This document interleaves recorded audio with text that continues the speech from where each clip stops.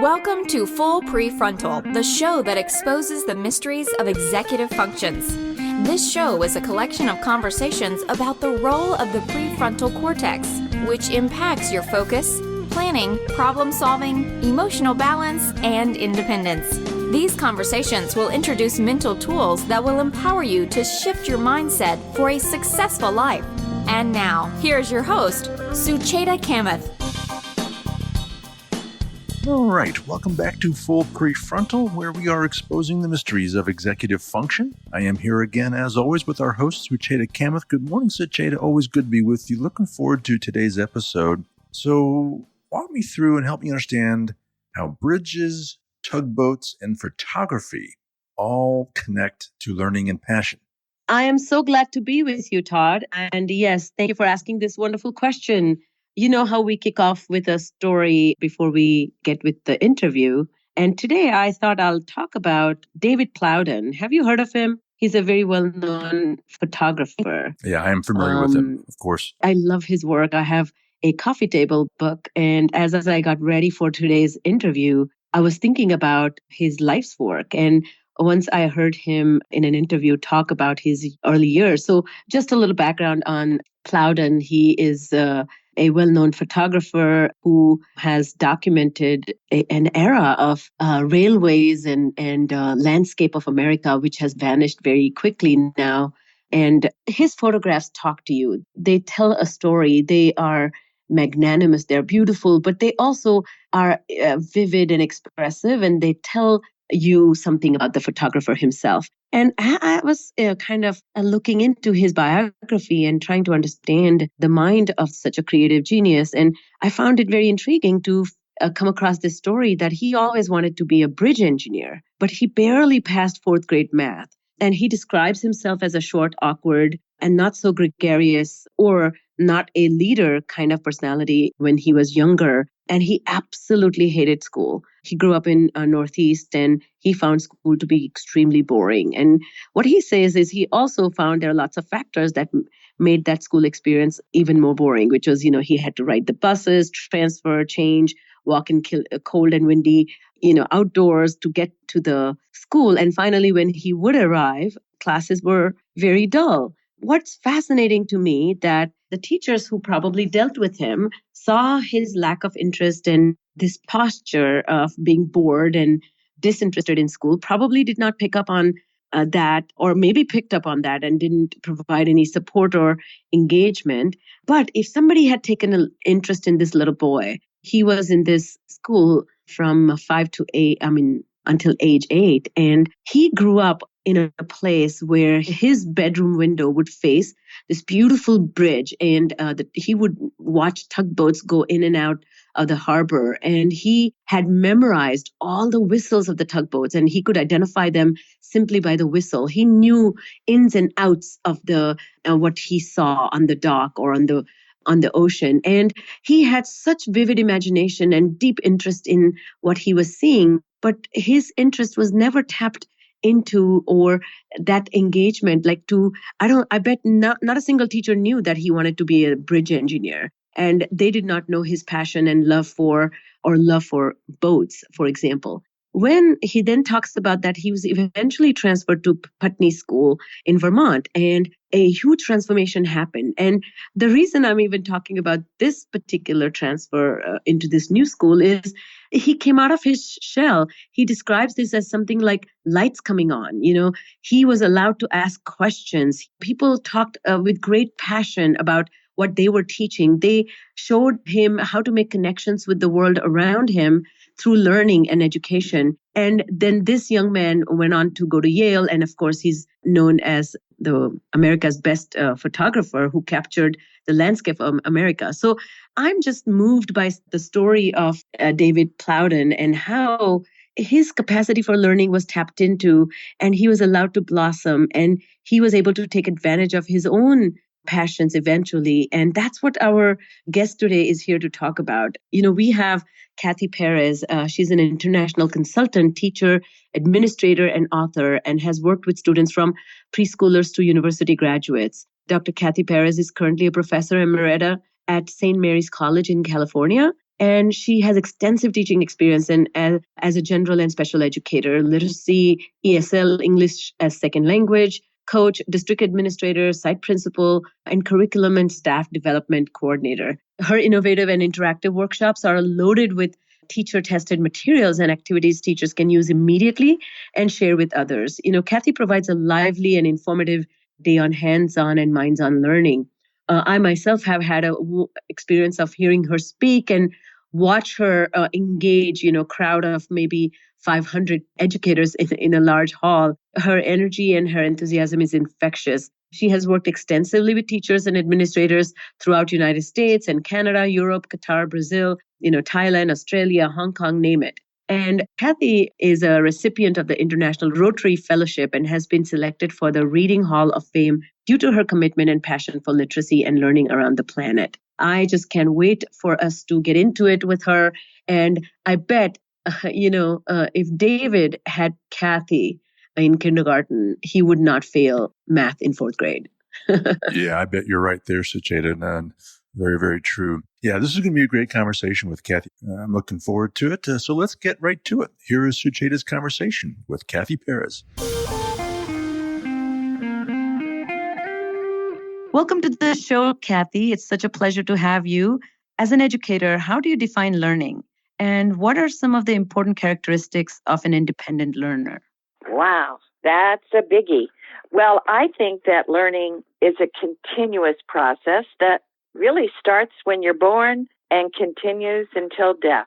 It is a process that we use with all of our experiences to deal with new situations, develop new relationships. It involves thinking skills, social skills, emotional skills. All of those play a role in the learning process. It involves far more than thinking. And it involves your whole personality, your senses, your feelings, your intuitions, your beliefs, your values, your will. And I feel it's a very active process, building on prior knowledge, and really is a social activity because it impacts your relationships with people, the words you speak, the culture you're from, the interactions you've had, and it's situated in a context so that it does require the learner's motivation and also their cognitive engagement to be sustained.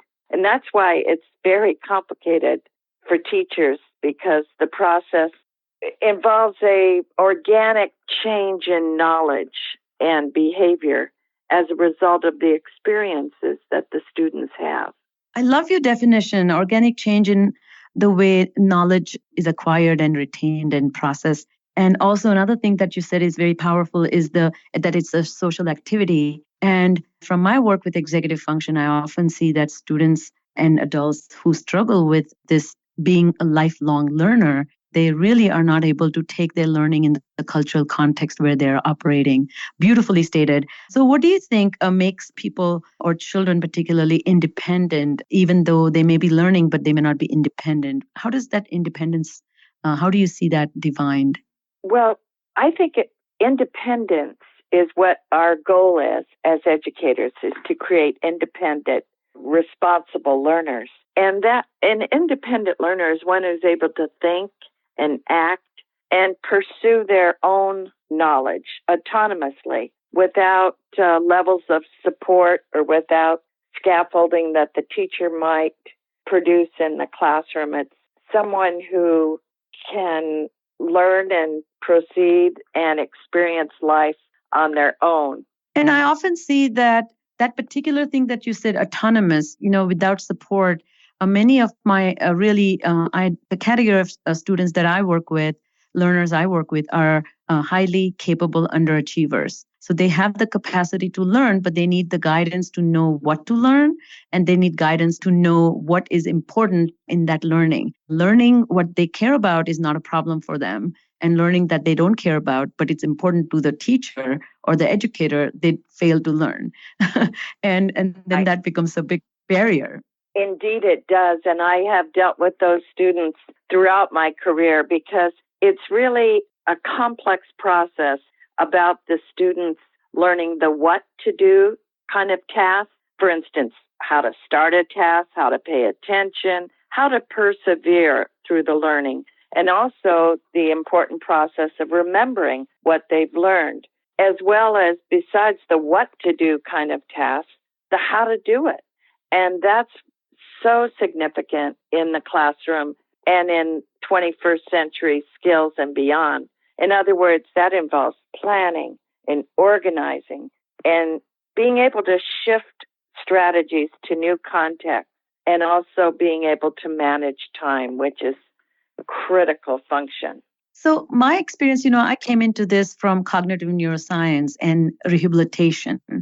And in the world of brain injury and retraining the brain, we have always used the terms that you just listed, that set shifting, planning, organizing, anticipating, working your way backwards.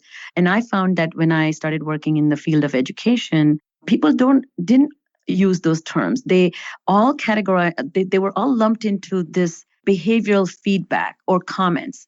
So there's a content learning feedback, performing well in math manipulations. But then if the child was not paying attention or not turning in homework, all that went into the behavioral comments. And mostly students don't necessarily change their ways simply because somebody said, hey, he doesn't turn in homework. So in your experience, when did teachers become aware of executive function problem to be not a behavioral problem, but more learning problem? Well, I think all they have to do is open their eyes in the classroom. It's becoming much more pervasive, and kids are just sort of checked out in the classroom. And teachers in the past have been so obsessed with, what am I going to cover? What am I going to cover? What am I going to cover? Instead of, what am I going to help the kids discover today? What am I going to uncover today? And you can't engage a learner that is totally zoned out or checked out in your classroom. So the dilemma now is to dig deeper into the students in your classroom and to see, how can you engage them? How can you help them unpack the content in new and exciting and engaging ways and get beyond the curriculum of coverage to the curriculum of mastery and discovery. Beautifully said. So that brings me to this new conversation that I hear or curriculum built around is this social emotional learning. Can you help define social emotional learning, and how do you see that to be a very relevant component of educating 21st century children? Well, it really is essential because with thinking skills, there's social skills, there's emotional skills, and all of this plays such a critical part in a student's learning. Lesson plans are great in and of themselves, but if they miss the social aspect of involving the learner and engaging the learner and approaching the learner at their entry point to learning so that they can become involved, then you're doing this student a disservice, because social skills address behavior, discipline, safety issues, so that students become much more self-aware. They are in tune with their emotions. They learn how to manage their emotions. And a curriculum also has to incorporate, how can we build social skills of empathy and perspective taking and appreciating differences, because our classrooms are becoming much more diverse, not only in the diversity of the cultures and language, but the diversity of their ability levels, as classrooms are becoming much more inclusive. And so in order to embrace differences, students need to be able to take perspectives and to develop that essential skill of empathy, which social and emotional learning addresses. Got it. And in fact, that can have a great impact on redirecting a child who, as you mentioned earlier, who may be disengaged and not interested or even behaviorally inappropriate. So instead of punishing or yelling or kind of reprimanding that child, if the teacher herself pays attention to the needs, emotional needs and psychological development of that child, then there's greater engagement, right? Indeed, indeed. It's all about providing student voice and choice in your classroom so that they do feel empowered and they do feel that they make difference. So And I you think have written, I'm so sorry, go ahead. No, I go think ahead. that comes out of my background as a teacher of students with special needs. And also from a personal perspective, both of my sons, who are amazing adults now, young adults, both had struggles in school, both had identified learning disabilities. And so from a personal as well as a professional perspective, I'm very passionate about educating the whole child, the whole day, and have it be the whole school commitment. Got it. Do you mind sharing some of your observations about your own children, that what kind of barriers they ran into as they were going through their formal years of learning? Yes, it was quite daunting when my older son was referred to special education on day 10 of kindergarten. And I just, as a former early childhood educator, it's all about providing opportunities for growth and instilling that can-do spirit. And I was just so amazed that getting to the root of it, the teacher just wasn't able to sort of handle his approach to learning. Long story short, we were able to find environments of learning and schools that were developmentally appropriate, multi-age grouping, and arts-based that both of our sons flourished in. And I'm happy to say they're following their bliss as independent filmmakers right now. Oh, really? So they had teachers that believed in them, did not let a label get in the way. Because I have a sign in my office at work, label jars, not people. Once we put a label on a child, it inhibits our perception of them and the growth that is possible in that particular child. So we've got to get away from labels in our classroom and really start looking at the whole child. So how do you go about identifying children's specific needs when you know something is off about them? And I completely understand. I think labels can be limiting, but sometimes appropriate diagnosis can allow you to have a framework within which your intervention or support can go. And if you're not knowledgeable about that, then you tend to take that attitude that, oh, boys will be boys, or give him a year, he'll grow up, or that was just an odd day, or the teacher was rough, those kinds of superficial explanations. Oh, yes, I understand. And I do certainly believe and support a team approach and pre-referral teamwork, such as the structure of a student success team or a student study team, whatever label or whatever name a school district might call it, so that you have multiple stakeholders come together. You look at a student's profile, their strengths, their areas of growth, their learning opportunities, their learning styles, and say, what is the best program and how can we best meet this student's needs, given all of our expertise, involving the parent early on in the process, the school psychologist, the counselor, the general education teacher, the specialist, and so that it becomes a team approach and looking at this particular student's needs and how can we maximize them and how can we help this student succeed. So you're just talking about being very thoughtful and careful and treat each individual student as an individual case and not have a blanket approach to everything. So yes, that's pretty indeed. Fabulous. Can you are such an expert. You have written so many books in terms of strategies. Do you mind walking us through a few strategies that promote social emotional learning and give a sense of the range of creativity that you bring to the table, which can be a great inspiration to many teachers? Oh, well, thank you very much.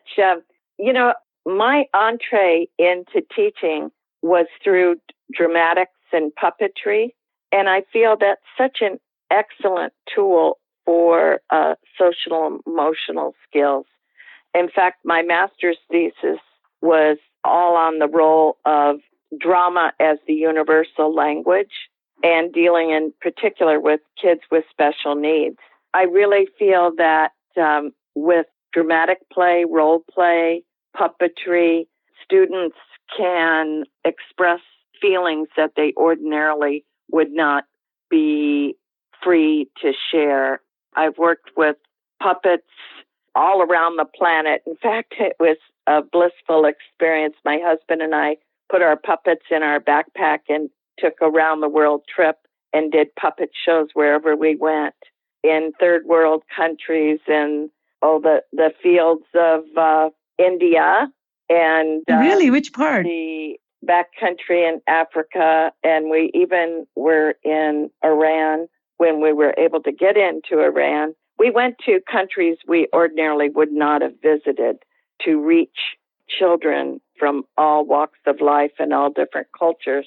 And it was a magical journey, and it just changed my life and my perspective about engaging children and the magic of puppetry and drama. And so that is something I still embrace to this day. In fact, in a couple of weeks, I'll be going to Singapore and doing a full day on puppetry and drama for the teachers over there. But there's so many things that we need to pay attention to. And I know that my mantra with teachers, it's all about hands-on, minds-on learning, because we've got to pay attention to how the brain learns best and how to be invitational and inspirational in the classroom. So with kids with executive functioning disorders or deficits or challenges, for instance, it's really important to unpack our lessons in a step-by-step way and have kids have an opportunity to reach out and repeat back what the lesson is all about so that we clearly know and reinforce the steps to success for every lesson. We also need to create a need to know, like, for instance, you just don't teach the Civil War, you just don't teach algebra. You give them a value-added statement. This is important to know because, and so that they see the relevance and the relatability of the content in their everyday life. And also, I think routines, procedures, and routines are critical in the classroom. And that a lot of times our kids come from very chaotic home lives. And I know that I've taught in the inner city of Richmond, California, Oakland, California.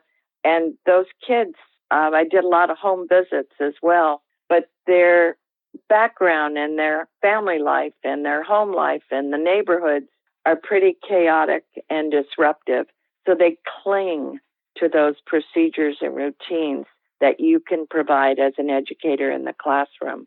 I think it's also important to give the kids an anticipatory set so that you give them through visual images and an advanced organizer what they're going to learn and how it's going to unfold.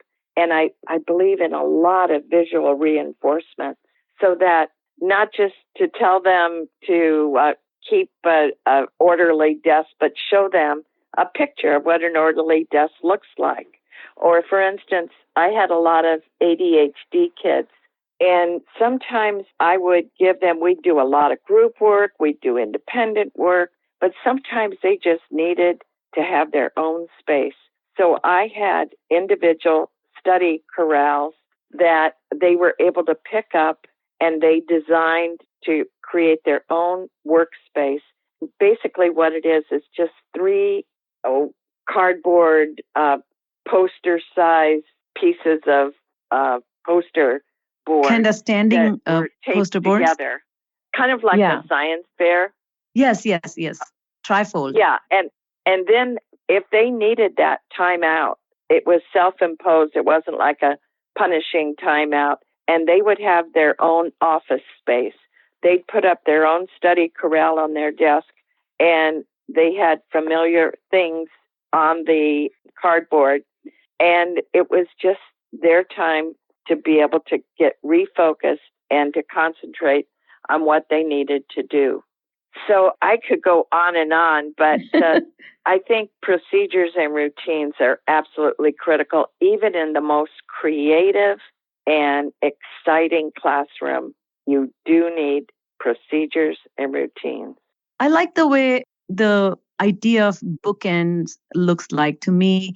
A beginning of the day, beginning of the class, having one end of that bookend, and then end of the day, end of the class, kind of these two routines need to be concretized or cemented. Then there can be a little bit more unpredictability in between. So the kind of books you put inside in between the bookends is fine, but you need the bookends. That's how I conceptualize. And when I train teachers, that's what I talk about. Another thing that I thought you mentioned that was very neat is that whole idea of autonomy that you're promoting by giving children the opportunity to take a break, but also give them something specific that prompts them about what that timeout means. So, having a little office space where there's less stimulation, not just going bonkers, just because you got a break from an activity. And also they have designed it. So there's some ownership and some love for what went into creating that office space. I really like those suggestions. That's great. Yes. And I also, speaking of bookends, I always think that it's important to start the day with a morning meeting or a community circle with the students. Now that's easier to implement at the elementary level.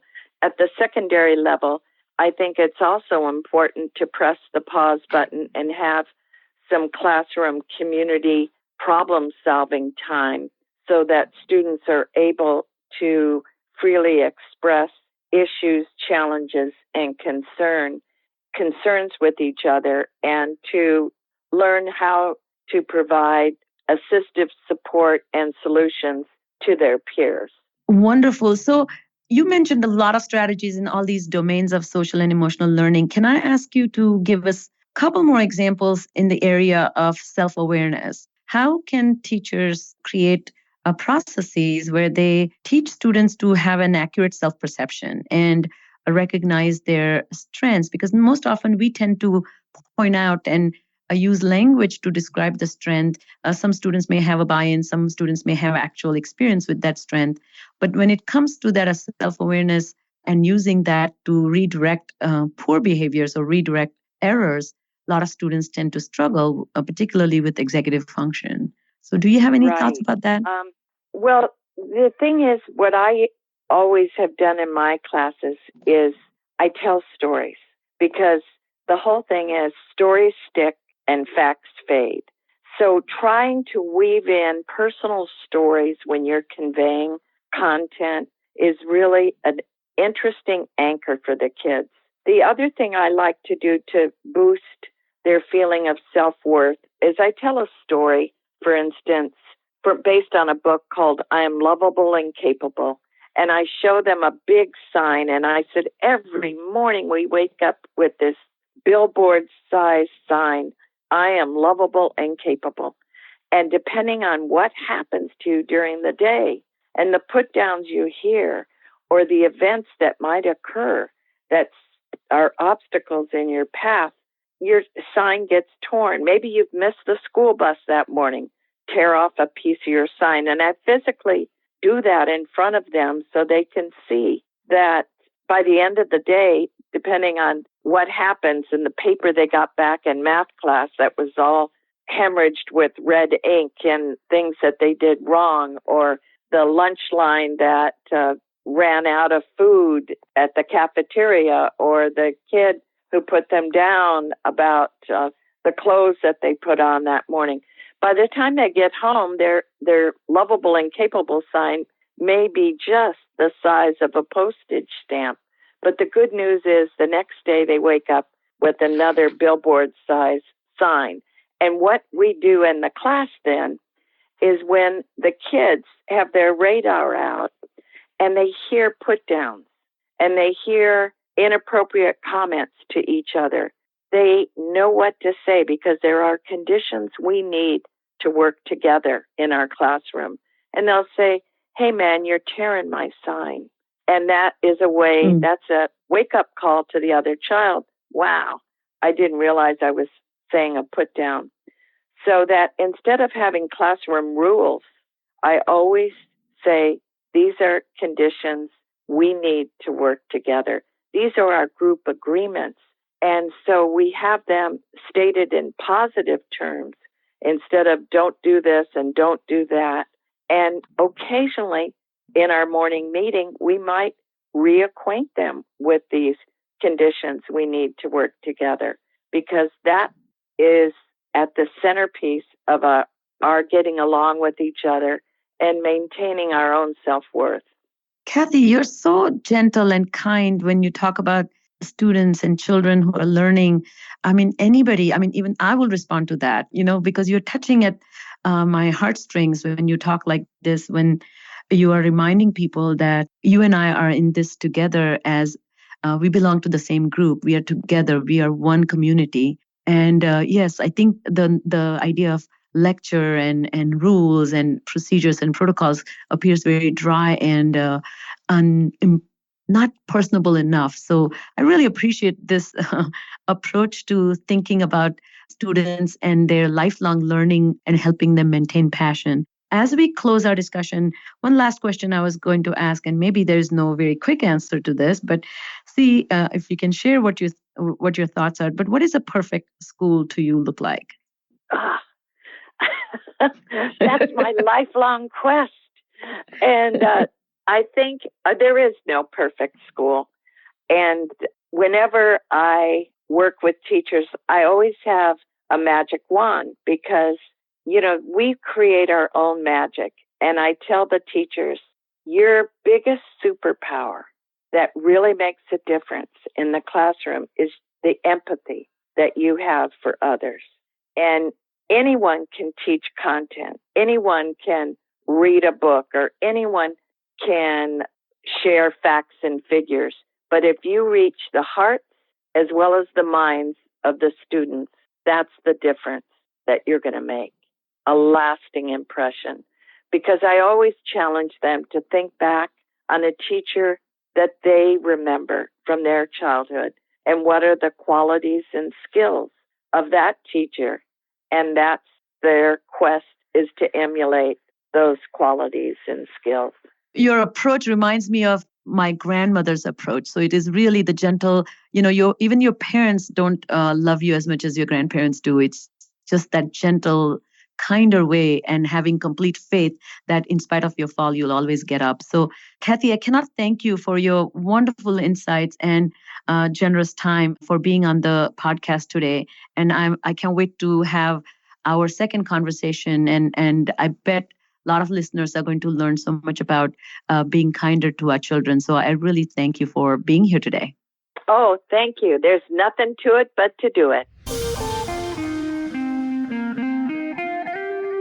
All right. So that was Kathy Perez. Great conversation, Sucheta. Lots to learn from that conversation. I really, really enjoyed it.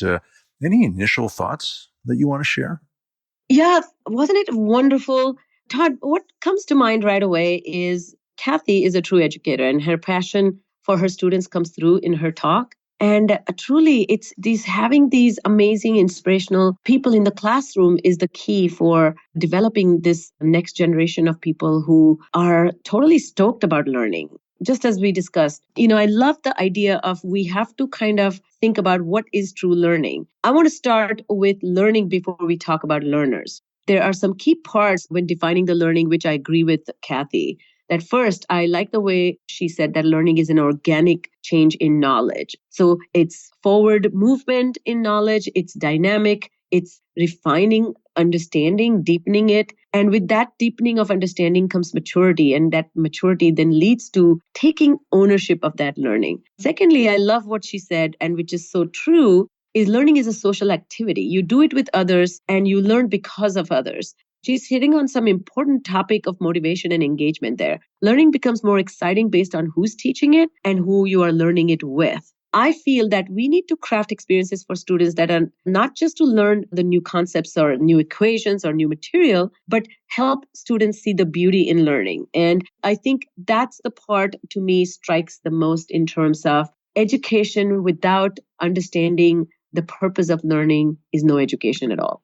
So, fully engaged child sounds like a true win-win for both parents and teachers. So, any thoughts there, Sucheta? Absolutely. I just, when I opened this episode, we talked a little bit about David Plowden, a highly curious young boy. He self-sought a lot of experiences and made meaningful connections with it. However, if this kid was quiet, disengaged, not interested, he had his head down, a teacher may dismiss him as one, not ready for learning or not capable of learning. And I think we need to have a different mindset about this. So in my talks with educators and of course parents too, we talk a lot about developing independent children. And, developing independent children requires laying down the foundation such that the students learn to think, learn to act, and learn to pursue goals autonomously. And that is without support. Independent learners are nurtured in the environment that invites curiosity, questioning, and problem solving. Independent learners know ways to answer these questions for themselves. What are these questions? Where do I begin?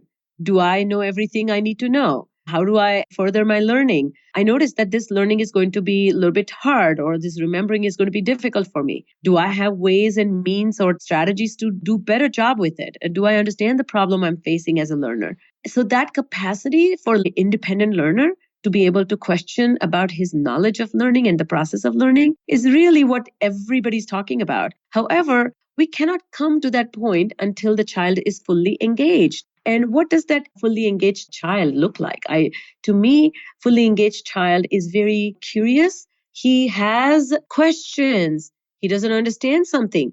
And his form of inability to understand may come across as an interruptive stance or come across as abrasive disruption. But we have to kind of really go back to this understanding. Is this the only way the child knows to engage? And a good teacher can change and shape those behaviors to keep the engagement, but redirect that focus and convert that curiosity of self-awareness into awareness for learning and awareness for content. And I think that's where we should not throw the baby with the bathwater. We should not be, impatient or wanting kids to be sitting in a perfect way or, not move and not ask a question until called upon. Those kinds of things bring a lot of rigidity. I think exploration, if it's built into a classroom, I can see far greater engagement. Well, I found the discussion about social emotional learning, and of course its relevance to 21st century, very, very relevant, Sucheta. Any comment on that? Oh, yeah. And I think in my podcast thus far, we haven't had anybody talk about social emotional learning. So I was so happy that Kathy talked about it. And a lot of her work when she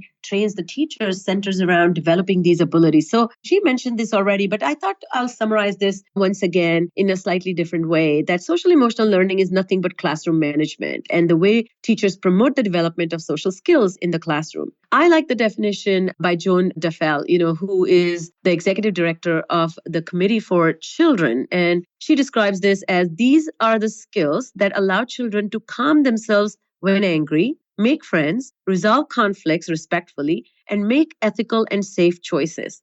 Now, boy, isn't that kind of completely summarizes transition from childhood to adulthood? So we are hoping for these skills to emerge, but they are not part of the teaching repertoire. And so social emotional intelligence, development of that is a new thing. It's a relatively new thing.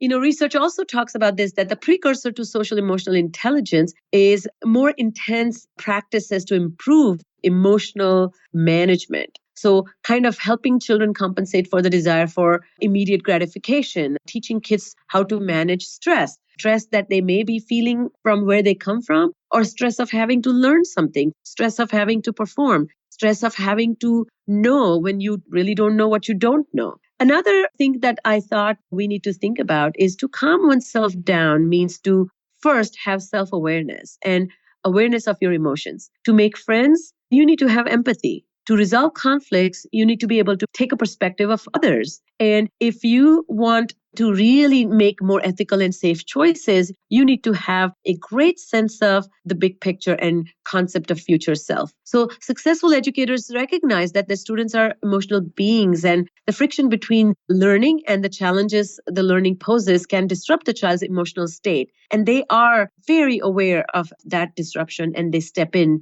to promote that. So when curriculum built with this in mind and focused on developing the relationship between child and his own emotional state can have a strong influence on the way child learns and becomes ready for learning.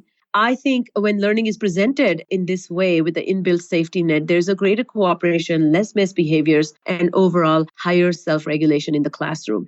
By the way, I wanted to kind of quickly talk about social emotional learning competencies. There are 5 of them, and I'm going to read them out, and I'll attach this little PDF so people can look at this. But there are 5 components of that, and one is self-awareness. Second, the components of that is identifying emotions, accurate self-perception, recognizing strengths, self-confidence, self-efficacy. That means how effective is my approach, those thoughts. The second part is social awareness. That means perspective taking, empathic stance, appreciating diverse thinking or diverse landscape around you. Self-management, which is impulse control, stress management, self-discipline, self-motivation, etc.